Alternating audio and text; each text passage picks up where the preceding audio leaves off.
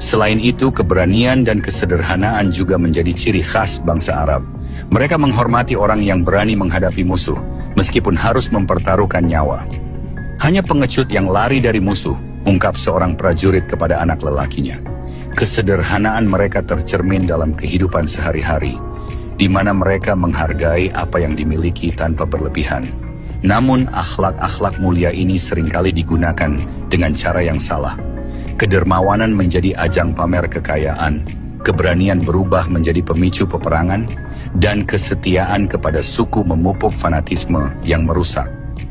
Kehidupan bangsa Arab sebelum kelahiran Rasulullah Shallallahu Alaihi Wasallam penuh dengan kontradiksi.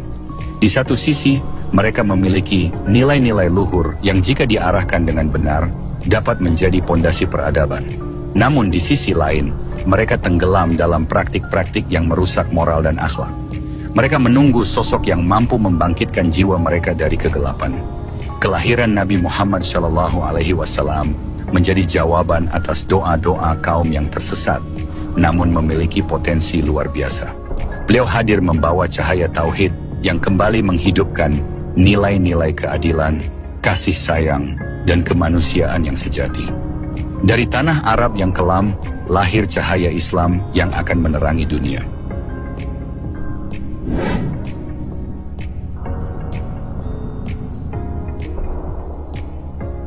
Hari itu, langit Mekkah tampak berbeda dari biasanya.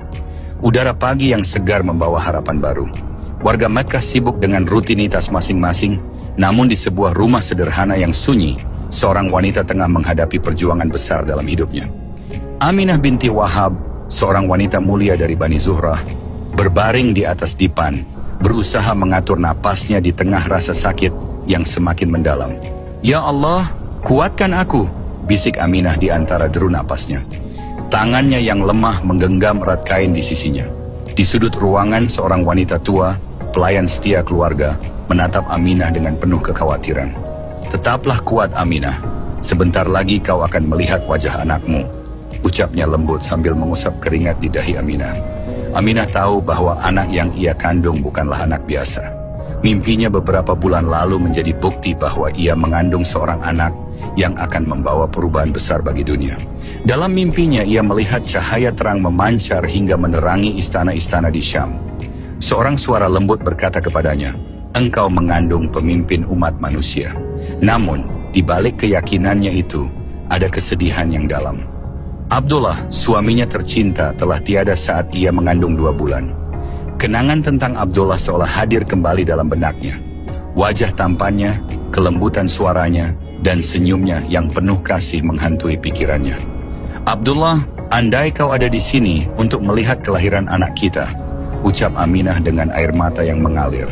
Di saat rasa sakitnya semakin memuncak, tiba-tiba suara tangisan bayi memecah keheningan. Rasulullah telah lahir ke dunia. Tangisan bayi itu terdengar merdu, membawa rasa lega dan haru yang tak terlukiskan. Aminah menangis, bukan karena rasa sakit, tetapi karena kebahagiaan yang tak terkira. "Anakku, anakku, engkau adalah cahaya hidupku," bisik Aminah sambil mendekap bayi mungil itu ke dadanya. Tubuhnya yang kecil dan hangat membawa ketenangan ke dalam hati Aminah. Sang pelayan yang berada di sisinya tak kuasa menahan air mata. "Puji syukur kepada Allah, anak ini lahir dengan selamat. Aminah, anak ini akan menjadi kebanggaanmu," ucap pelayan itu dengan suara gemetar. Kabar kelahiran bayi itu segera sampai kepada Abdul Muthalib, kakek bayi tersebut. Ketika seorang pembawa pesan mengetuk pintu rumahnya, ia langsung bangkit dengan penuh semangat. "Tuanku, cucu Anda telah lahir," ujar si pembawa pesan. Mata Abdul Muthalib berbinar-binar. Ia segera bergegas menuju rumah Aminah. Di usianya yang sudah lanjut, ia tetap melangkah dengan cepat, seolah ada kekuatan baru yang menggerakkan tubuhnya. Begitu sampai di rumah Aminah, ia mendapati putrinya menantu itu sedang menggendong bayi mungil dengan senyum penuh haru. "Di mana cucuku? Di mana penerang hidupku?" seru Abdul Muthalib dengan suara bergetar. Aminah menyerahkan bayi itu ke pelukan Abdul Muthalib. Air mata menetes di pipi sang kakek saat ia menggendong cucunya untuk pertama kali. "Cucuku, engkau adalah cahaya bagi keluarga kita. Aku yakin engkau akan menjadi seseorang yang luar biasa," ucapnya sambil mencium dahi bayi itu. Ia kemudian membawa bayi itu ke Ka'bah, tempat suci bagi penduduk Mekah. Di hadapan Ka'bah, Abdul Muthalib mengangkat cucunya ke langit dan berdoa dengan penuh khusyuk. Ya Allah, aku bersyukur kepadamu atas anugerah yang begitu besar ini. Jadikanlah cucuku ini pemimpin yang bijaksana, pembawa kedamaian dan cahaya bagi umat manusia.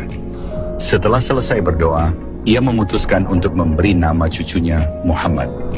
Nama itu terdengar asing di telinga masyarakat Arab karena jarang sekali digunakan. Ketika seseorang bertanya kepadanya, "Mengapa engkau menamainya Muhammad, wahai Abdul Muthalib?" Ia menjawab dengan tenang, "Aku ingin dia menjadi orang yang terpuji di langit dan di bumi." Pada hari ke-7 kelahirannya, Abdul Muthalib mengadakan perayaan besar-besaran. Ia mengundang seluruh keluarga dan kerabatnya untuk menyaksikan acara khitan Muhammad. "Ini adalah hari yang paling bahagia dalam hidupku," ujar Abdul Muthalib kepada para tamu. "Cucuku ini adalah anugerah terbesar dari Allah. Mari kita rayakan kelahirannya." Daging hewan yang disembelih dibagikan kepada fakir miskin, dan makanan lezat disajikan untuk semua tamu yang hadir. Semua orang memuji keindahan wajah Nabi Muhammad saat bayi yang memancarkan cahaya. Bahkan, beberapa orang berkata, wajah bayi ini seperti bintang yang bersinar di malam gelap. Kehadiran Nabi Muhammad saat bayi membawa keberkahan, bukan hanya bagi keluarganya, tetapi juga bagi seluruh masyarakat di sekitarnya. Banyak yang merasa bahwa kehadiran bayi itu membawa kedamaian di tengah ketegangan yang biasa melanda suku-suku Arab. Setiap kali Abdul Muthalib melihat cucunya, ia merasakan kebahagiaan yang tak terlukiskan. "Aminah, aku merasa hidup kembali setelah melihat cucumu. Dia adalah penghibur hatiku di usiaku yang lanjut ini," ujar Abdul Muthalib dengan suara penuh haru. Aminah tersenyum, meskipun di hatinya ada kesedihan yang mendalam. "Aku hanya berharap Abdullah bisa melihat anak ini, ayah. Dia pasti akan sangat bangga." "Aminah, percayalah, meski Abdullah telah tiada, doanya selalu menyertai anak ini.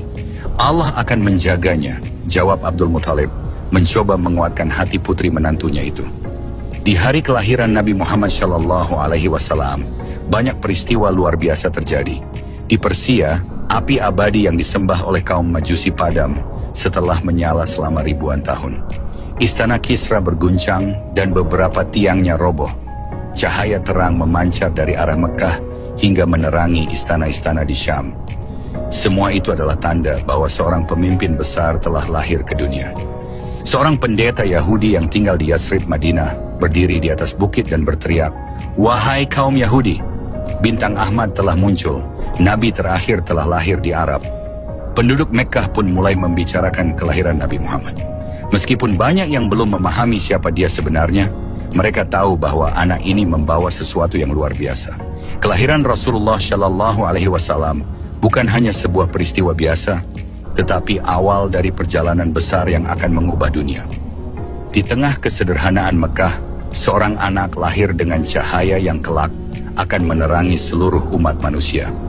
Dengan penuh kasih sayang, ia diasuh oleh ibunya, Aminah, dan kakeknya, Abdul Muthalib, yang memberikan cinta dan perhatian yang tak terhingga.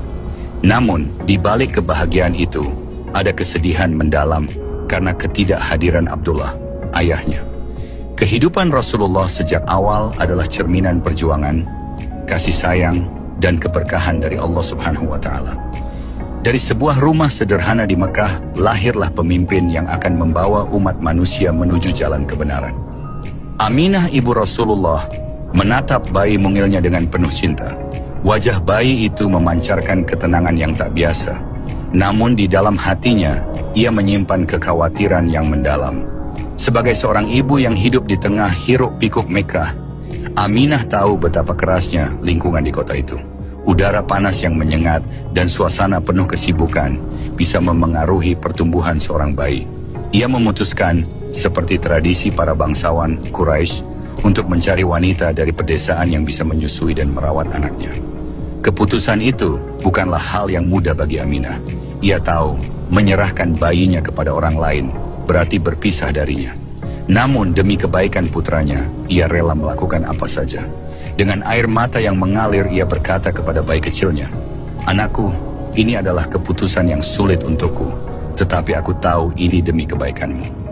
Kau akan tumbuh di tempat yang asri, jauh dari kebisingan Mekah, dan mendapatkan udara yang bersih. Hari itu, beberapa wanita dari perkampungan Bani Sa'ad tiba di Mekah.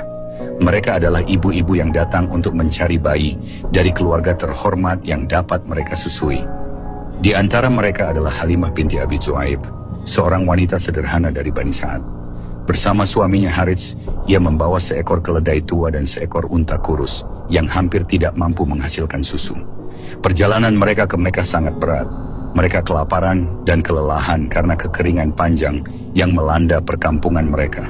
Halimah mengeluh kepada suaminya, "Harits, bagaimana kita bisa bersaing dengan para wanita lain? Keledai kita lemah, dan aku bahkan tidak punya cukup susu untuk bayiku sendiri." Harits menggenggam tangan Halimah dengan lembut. "Halimah, percayalah, Allah tidak pernah meninggalkan hambanya. Mungkin ada keberkahan yang menunggu kita di sini." Di rumah Aminah, para wanita Bani Sa'ad berusaha memilih bayi yang berasal dari keluarga kaya. Mereka berharap mendapatkan imbalan materi yang besar. Namun ketika mengetahui bahwa bayi Muhammad adalah anak yatim, mereka enggan menerimanya. "Apa yang bisa kita harapkan dari seorang anak yatim?" gumam salah satu wanita. Halimah mendekati Aminah dengan ragu. Bayi itu tampak kecil dan lemah, namun wajahnya memancarkan cahaya yang menenangkan. Ketika Halimah menatap bayi itu, hatinya bergetar. "Harits, lihatlah anak ini. Ada sesuatu yang berbeda padanya," bisik Halimah kepada suaminya. "Apa yang membuatmu ragu, Halimah? Jika kau merasa ingin merawatnya, maka lakukanlah." "Mungkin ini adalah keputusan terbaik yang pernah kita buat," jawab Harits. Halimah mendekati Aminah dengan senyum penuh haru. "Wahai Aminah, aku akan menyusui putramu. Insya Allah, aku akan merawatnya sebaik mungkin." Aminah tersenyum, meskipun hatinya terasa berat. Ia menggendong bayinya untuk terakhir kalinya sebelum menyerahkannya kepada Halimah. "Halimah, dia adalah amanah terbesar dalam hidupku. Tolong jaga dia dengan seluruh cintamu." "Jangan khawatir, Aminah. Aku berjanji akan memperlakukannya seperti anakku sendiri," jawab Halimah sambil memeluk bayi itu.